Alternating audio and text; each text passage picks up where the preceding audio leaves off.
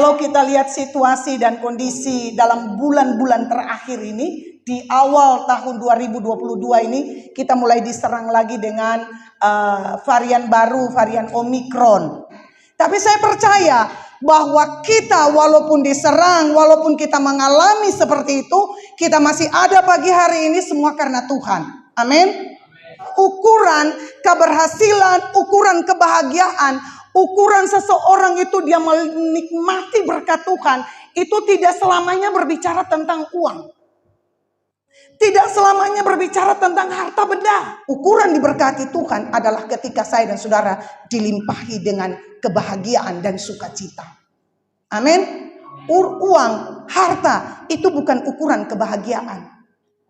Uang dan harta bukan ukuran saudara diberkati oleh Tuhan.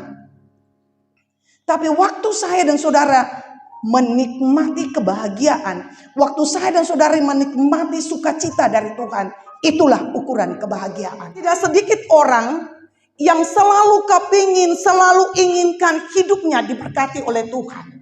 Tuhan mau membawa saya dan saudara untuk melihat sesuatu, rahasia untuk diberkati Tuhan. Kadang orang pikir begini, nanti datang di gereja, karena firman Allah bilang begini, diberkatilah waktu engkau beribadah kepada Tuhan Allahmu, maka roti makananmu, air minumanmu, bahkan penyakit akan dijauhkan daripadamu. Saudara pikir dengan datang beribadah, itu saudara sudah diberkati Tuhan. Tapi ada lagi yang perlu saya dan saudara lakukan. Banyak orang ingin diberkati Tuhan, banyak orang ingin menikmati berkat Tuhan, tapi dia pelit kepada Tuhan. Banyak orang hanya ingin menerima, banyak orang hanya tahu membuka tangan, tapi dia tidak mau mengulurkan tangan untuk Tuhan. Kadang-kadang kita hanya cuma minta berdoa. Kita mau datang buat Tuhan ketika kita membutuhkan sesuatu dari Tuhan. Tapi kita tidak mau kasih hidup kita buat Tuhan. Kita tidak mau berikan hidup kita buat Tuhan. Kita hanya cuma datang, Tuhan, saya butuh ini Tuhan, saya butuh ini Tuhan. Kita datang kepada Tuhan, kita bawa beban doa itu bagaikan satu lembar catatan ketika saya dan saudara mau pergi pasar. Kalau kita jadikan Tuhan hanya sebagai tempat, kita datang dan kita cuma tanda tangan buat Tuhan. Saya percaya saya dan saudara tidak menikmati berkat Tuhan. Tapi kalau saya dan saudara datang kepada Tuhan, kita memberi kepada Tuhan, kita tahu berkat Tuhan akan mengalir dalam hidup saya dan saudara. Hari ini engkau bawa 100.000, engkau bawa 1 juta, engkau bawa 10 juta, engkau bawa 1 miliar pada Tuhan. Tapi hatimu tidak pada Tuhan, itu menjadi sia-sia. Tapi kalau engkau datang seperti janda di Sarfat, engkau bawa apa adanya dengan hatimu kepada Tuhan, engkau akan melihat bagaimana berkat itu tercurah atas hidupmu. Ada 3 rahasia yang menjadi rahasia untuk diberkati Tuhan. Yang pertama, ketaatan kepada Tuhan. Dalam situasi kelelahan, situasi ngantuk, dalam situasi yang mungkin kecewa, dalam situasi yang stres tidak bisa bawa pulang hasil untuk dijual dan dapat hasil untuk kehidupan rumah tangganya. Simon taat. Tuhan bilang, bertolaklah sedikit jauh aja. Sedikit jauh saja. Tapi waktu Simon taat, saudara, firman Allah bilang, mereka panen ikan sampai jala mereka hampir koyak. Amin. Tapi kalau saya dan saudara mau taat sama Tuhan, saya dan saudara mau taat sama Tuhan, saya dan saudara akan melihat Tuhan akan melimpahkan berkat buat saya dan saudara. Bukan untuk hidup saya dan saudara saja, tapi untuk hidup orang banyak. Amin. Taat itu paling penting. Simon diberkati karena yang pertama dia siapkan perahu hatinya. Dia siapkan hatinya, saudara. Kemudian dia taat. Dalam situasi sukar dan sulit, Simon menunjukkan satu sifat yang paling penting dalam hidupnya, yang perlu saya dan saudara contohi. Ketaatan kepada Tuhan. Taat sampai di mana kau melihat mujizat Allah terjadi. Mungkin hari ini saya dan saudara punya pergumulan doa. Mungkin hari ini saya dan saudara punya beban hidup. Mungkin hari ini saudara tidak punya apa-apa sama sekali di rumah, taat pada firman Allah saja. Tidak usah kau tanya, Tuhan ini tujuan taat untuk apa? Tuhan kau suruh saya nih tunggu sampai kapan? Tuhan kau suruh saya mengampuni sampai kapan? Tuhan kau suruh saya harus mengampuni sampai kapan? Taat. Taat. Kalau hari ini saudara, mungkin ada di antara saudara yang merasa disakiti, yang merasa dikhianati, yang merasa dilecehkan, yang mungkin saudara bisa balas. Saudara kalau lihat, oh dia bisa, saya bisa, lu jual gue beli. Jangan saudara, taat. Kalau Tuhan bilang kau mengampuni, mengampuni saja.